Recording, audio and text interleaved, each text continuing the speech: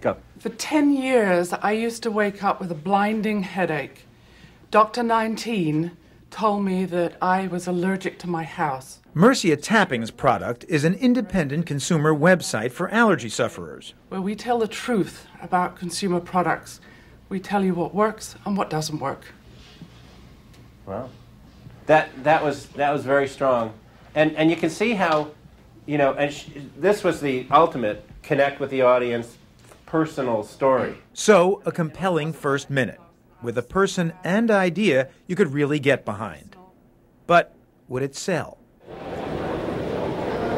Okay, the conference itself, where venture capitalists like Frank Dodge, who runs his own investment firm, and Joan McArdle would size up the entrepreneurs and their software. These are investment gatekeepers whose thumbs up or down may well determine if businesses ever get off the ground. Hundreds of such meetings are held every year in the U.S., a vivid contrast with financing opportunities in other countries, like India, where Kundu's family comes from.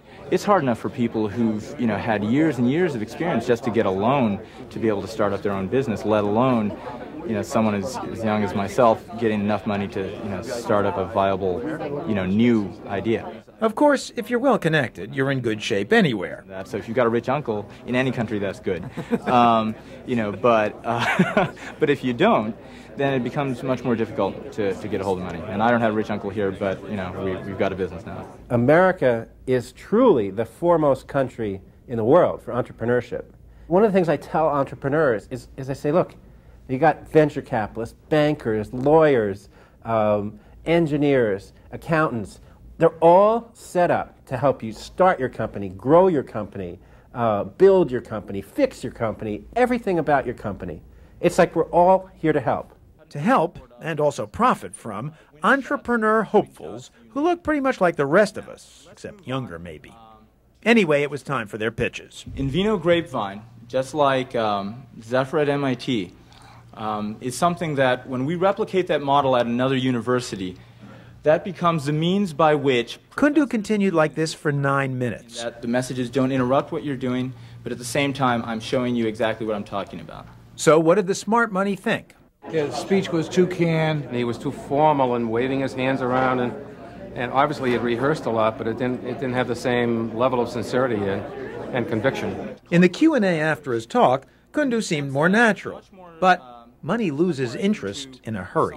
If real estate is location, location, location, investment is people, people, people, and the smaller the company, the more important it is that the CEO and founder makes a very strong first impression. McArdle means that a startup CEO has to pitch suppliers, landlords, customers, banks, nearly everyone. Okay, next up would be allergy entrepreneur Mercia Tapping. She was nervous. Like being a teenager, going to your first mixed dance and saying, I hope someone picks me. We're about unbiased information and research about allergy-related consumer products. When I went through this, I thought, wouldn't it be great if there was actually a catalog that told the truth about these products instead of everything is the best thing since sliced bread and a miracle cure? I think she has a terrific personality, and I think she sells the story well, but it's still a story, it's not a business quite yet. It's funny, she was just walking by and you said, Frank, hey, get her away from here before I start talking. Is that because you thought she might be unusually sensitive? Exactly. That's a good point. She does not have that veneer of the seasoned entrepreneur, and she's a very sensitive individual. I think that's why she's doing this.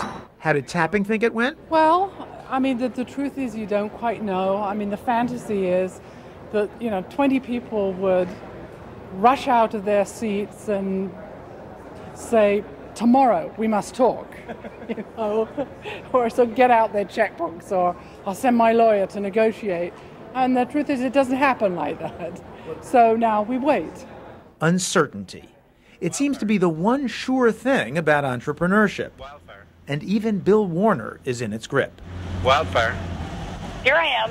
For the past 7 years, Warner's entrepreneurial baby has been an electronic phone system called Wildfire. Call. Call whom? Paul Basson. At work? Yes. Dialing. Wildfire has spent millions in investment capital, yet the jury is still out. In a few years, it could be your voicemail system or out of business entirely. Meanwhile, back at the conference, it's time for one last pitch. King Tut. Star Wars. Rebecca Moore of MuseumShop.com had taken Warner's advice. Same first few words, but quickly she added herself. I started my career at the Smithsonian Institution about 13 years ago, and I was struck by two things. One, that museums had to compete with all other types of attractions and media to get attention. I think the museum shop was probably right up at the top of the list. Is that right? Yeah, I thought that was very good.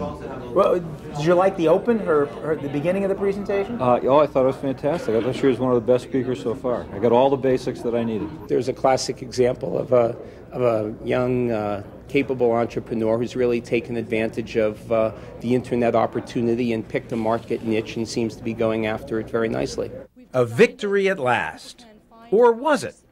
Well, we checked in 4 months later to see how our would-be entrepreneurs had fared. Molloy Kundu? The conference netted him a handful of meetings, but no deals.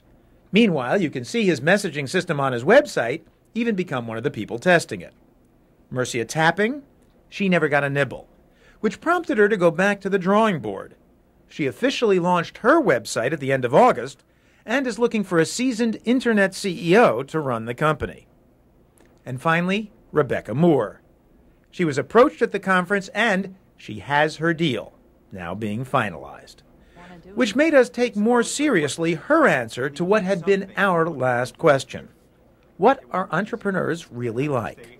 I think we're all crazy. I mean, if we knew how difficult it would be, nobody would go into it. So, bottom line, it seems, all that you entrepreneurs out there need is a good idea, a taste for uncertainty, credentials, passion, poise, a stomach for rejection, a touch of madness, and, if you're still interested, a great 1-minute open. Go.